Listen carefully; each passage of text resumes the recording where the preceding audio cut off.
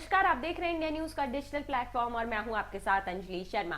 भारत की मेजबानी में नई दिल्ली में G20 के 18वें शिखर सम्मेलन का आयोजन होने जा रहा है। 80 के दशक के बाद ये पहला मौका होगा जब 2 दिनों तक दुनिया के 20 सबसे ताकतवर मुल्कों के नेता एक छत के नीचे होंगे। ऐसे में सुरक्षा के मद्देनजर पूरी दिल्ली को हाई अलर्ट मोड पर रख दिया गया है।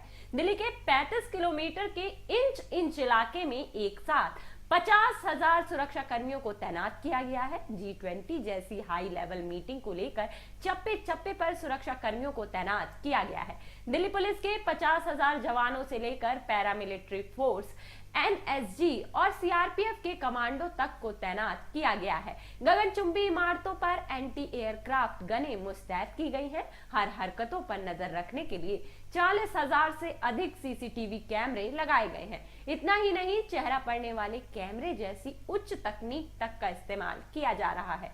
ये उच्च स्तरीय सम्मेलन प्रगति मैदान के भारत मंडपम में होगा। ऐसे में प्रगति मैदान के नीचे टनल में खोजी कुत्तों के साथ कमांडोज को तैनात किया गया है। दिल्ली NCR के 23 5 सितारा होटलों की 24 घंटे निगरानी के लिए कमर कस ली गई है।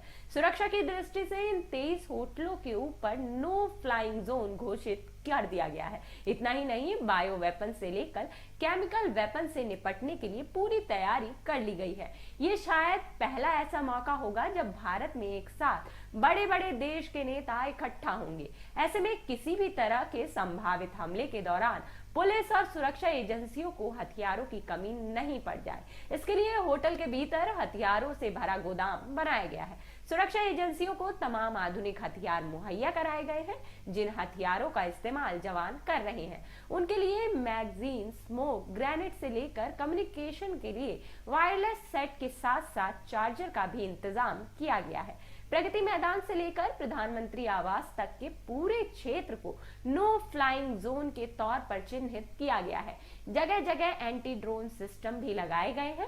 VVIP गेस्ट को जिन होटलों में ठहराया जाएगा वहां पर भी किसी तरह के संभावित हमले के मद्देनजर उन्हें वहां सुरक्षित रूप से बाहर निकालने के लिए वायुसेना के चॉपर को भी तैयार रखा गया है। होटलों के भीतर और बाहर खास प्रशिक्षित कमांडो को मुस्तैद किया जा रहा है। इसके अलावा विदेशी मेहमानों की अपनी सीक्रेट सर्विस भी मौजूद होगी। G20 में यूं तो कई बड़े देशों के राष्ट्राध्यक्ष शामिल हो रहे हैं, लेकिन खास तौर पर अमेरिकी राष्ट्रपति जो बाइडेन की सुरक्षा के बेहद कड़े इंतजाम किए गए हैं।